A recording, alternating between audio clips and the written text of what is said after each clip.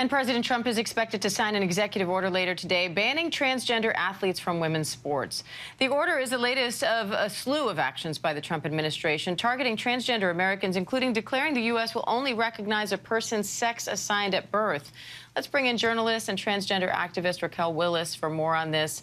Raquel, thanks for joining us. You know, a group of transgender young adults and family of transgender minors are suing the Trump administration over this executive order restricting gender-affirming care for people younger than 19. That executive order includes withholding federal funding to medical institutions. So what kind of a reaction are you seeing to that? There's a lot of devastation and sadness around this care that many trans youth and their families have relied on for years. But we're also seeing a lot of people be activated. In New York, we saw just 2 nights ago a huge rally of thousands who came out to support trans youth, speak out against these medical institutions that are complying in advance. And this is really a time where across the board, we need to be defying these hateful actions by the Trump administration. Now, the State Department webpage providing information for LGBTQI+ travelers changed the acronym to LGB. Multiple pages on the CDC website about HIV and LGBTQ+ people were also taken down or modified, with a notice reading the CDC's website's being modified to comply with President Trump's executive orders.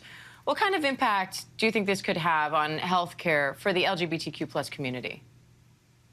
Well, I think first, what happens when you try to strip trans people of our existence in the LGBTQ+ larger community and movement, it's a divide and conquer strategy. So essentially, the Trump administration and this current government wants the people who have likely been our allies over the years and decades to abandon us. They believe that we don't have the numbers, we don't have the support. And that's not true. I think the other thing that people have to understand is this attack on trans folks is going to impact everyone. This administration is pushing this restrictive idea of womanhood and manhood. There's a lot of weird focus on reproductive capabilities that ignores the complexity of all of our lives and experiences.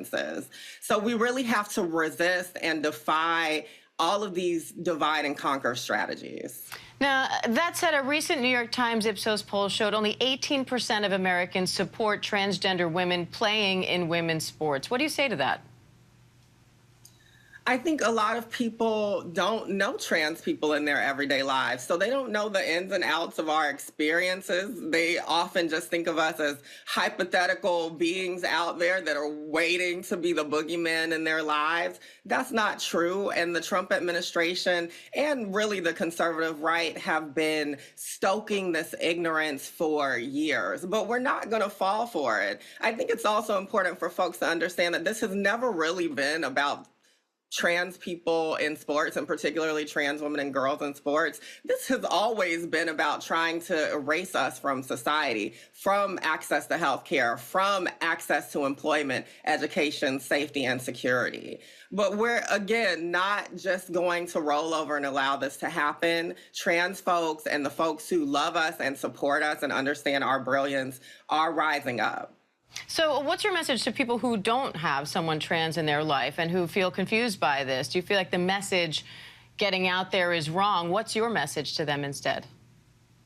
Well, my message is that I really want us to see the connections around all of the attacks. So when I think about the attacks on our immigrant family and our undocumented immigrant family, that is part and parcel with the attacks on trans folks, because right now we're seeing our passports really being under attack. We're not able to change our genders and have our true identities reflected there. That's a document insecurity that ties us to the fight against immigrants right now. The attacks on DEI, I mean, thinking about being a trans person in society, if you have a presidential administration that is saying that you don't exist, how are you going to get a job, right? So it's all part and parcel. People need to see those connections, but we also need a culture of deeper empathy. And that's why I'm excited that Gender Liberation Movement, an organization I co-founded, we're working with some amazing partners. We're going to have a rally this Saturday, February 8th in New York. Check it out. It's going to be all about trans youth and their power and why we've got to come together in this time.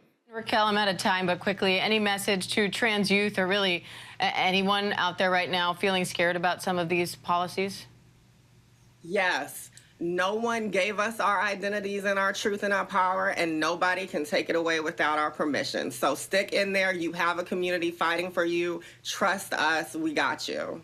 All right, journalist, transgender activist Raquel Willis. Raquel, thank you. Thank you.